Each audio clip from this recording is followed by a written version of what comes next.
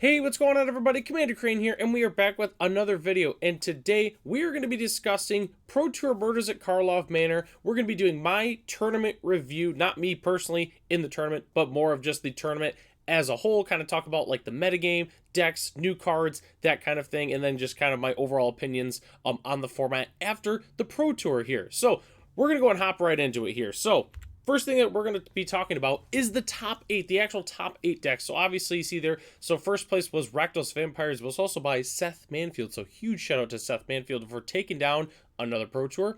Second place we had Boros Heroic. Third place Amalia Combo. Fourth and fifth were Lotus Field Combo. Sixth place was Rakdos Vampires. And then seventh and eighth place were Is It Phoenix. So definitely very, very cool. Rakdos Vampires, obviously for those who have been following the format for a little while, is a relatively new deck. It is and isn't, which will kind of make sense here in a second. So let's go and hop into the next slide here. So this is the new Rakdos Vampires deck. So for those who've been following Pioneer for a while, you can obviously see this is kind of just a standard Rakdos list. There's really nothing crazy for the most part. Obviously, there's a couple different cards there. You know, we have the Dusk Legion Zealots, the Preacher of the Schisms, and the Vein Rippers being the biggest one, and then obviously Sorin Imperious Bloodlord. But for the most part, you know, Duress, Fatal Push, Thoughtseize, Bitter Triumph, Copter, Fable, you know, the lands, even the sideboard is pretty much the same for the most part. But what's very notable about this deck is taking advantage of Sorin Imperious Bloodlord's -3 and Vein Ripper. So in the past with vampires, there wasn't a good vampire for this deck to really cheat in. Like obviously there's like the Abzan, Galta, Maverin decks, you know, but that's kind of, you know, a little more combo-y and a little more like inconsistent. This is essentially just the Rakdos mid-range shell, but also just being able to cheat in a giant vampire. Obviously -3, put a vampire from your hand onto the battlefield. And Vein Ripper's really, really big. It's basically a gigantic what's it called? A blood artist is essentially what it is. And, you know, people were calling it, you know, Splinter Twin, that kind of thing. And the deck performed very, very well at the Pro Tour. And yeah, it ended up taking it down, which is definitely very, very cool. So Vein Ripper, and also I was also at Chicago for this Pro Tour, and every single vendor there, Vein Ripper sold out. Couldn't find him anywhere. I'm not personally looking for him. I know a friend of mine was, and we couldn't find them anywhere just because the card is hot. It is the new hot card from Murders at Karlov Manor. So the other deck I want to take a look at is the second place deck. Most of the other decks that were featured in the top 8, you know, are not really new decks for the most part. They're decks that we've seen before. So I wanted to take a look at a deck that really doesn't see a lot of play. Boros Heroic. So for those who don't know what this deck is, it's pretty self-explanatory. You play a bunch of cheap creatures that love it when you target them or cast instants and sorceries. And then at that point, you know, Ancestral Anger pumps your dudes, give them Trample, Defiant Strike, you know, First Strike, +1/+0, draw a card, God's Willing, you know, protects your guys. A lot of these cards either like get a ton of value from being a pump spell, or they cantrip, which is really nice. That's essentially the theme of the deck. A couple notable cards for this deck is 10th District Legionnaire and Illuminator Virtuoso, which is a relatively new card that doesn't really see a lot of play for the most part, except for this deck. 10th District Legionnaire has been fantastic for a long time, but it's definitely cool to see, you know, kind of a relatively unplayed card like Illuminator Virtuoso at the top of the Pro Tour. Definitely very, very cool. So those are at least like the notable cards and decks I wanted to talk about that were in the top 8. Let's go and talk about the entire metagame share. So 18.6% of the field was Is It Phoenix, then followed by Rakdos Midrange, which was pretty much kind of tied in with the Rakdos Vampires list, but you know, they're very, very similar lists except for Sorin and Vein Ripper for the most part. Then followed by Azorius Control, the Hidden Strings or the Lotus Field combo decks, Amalia Combo, and then a whole bunch of just other decks for the most part, just like a bunch of onesie twosie decks.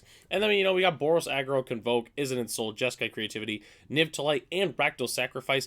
For the most part, everything below other really was not very successful at the Pro Tour, obviously other than the heroic decks for the most part. It seemed like a lot of the decks that people expected to do really, really well really didn't do that well. The other thing is, too, is with the amount of Is It Phoenix decks, I feel like as a whole, there really wasn't there really wasn't that many of them, it felt like. They got 7th and 8th, but neither of the decks even made it to the semifinals, that kind of thing. The deck's obviously still pretty good, but people were definitely very, very prepared for Izzet Phoenix for sure. In the decks that rose to the top, it showed they were definitely prepared for the Izzet Phoenix matchup. So just something interesting there. So next thing I want to talk about is the new cards, which it's really not a secret that Murders at Karlov Manor did not have a lot of cards that impacted Standard or Pioneer. Like a lot of these, 3 of these cards were pretty much just seen in one deck for the most part. So the first two I want to talk about is Unauthorized Exit and Archdruid's Charm. I feel like the Charm was definitely the most talked about card coming out of the set. So Unauthorized Exit was a one of in the 5th place Lotus Field combo deck. Just return target non-permanent to its owner's hand, surveil 1.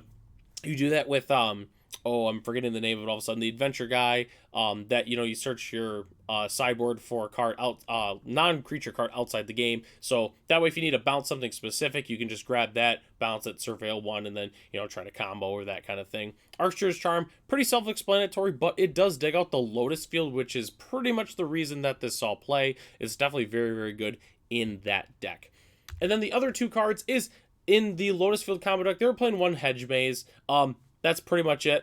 It was just 1. That's all it was playing. And then obviously the big showstopper of the tournament was Vane Ripper, a very, very large lad, let me tell you. So, all right, that's pretty much everything I wanted to talk about. The closing thoughts, I just have a couple. So the first thing is, I think the Pioneer metagame is very, very healthy right now. Obviously, we saw a number of different decks, if I'm not mistaken. So let's see, with a Molly combo, then there was Izzet Phoenix, then there was Rakdos Midrange, and then there was Boros Heroic. So that's at least 4 different decks that were in the top 8. I think that was all of them. I'm probably forgetting one all of a sudden, which I guess let's go just to make sure.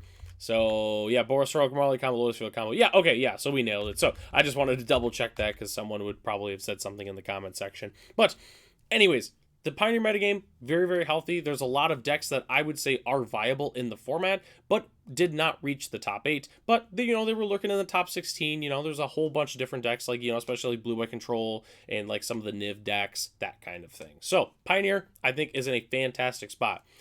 The biggest thing, Vane Ripper, where do we go with the current format, which is kind of tying into the state of the format? It's really fine. Sorin doesn't need to get banned. Vane Ripper doesn't need to get banned. There's plenty of answers that you can do.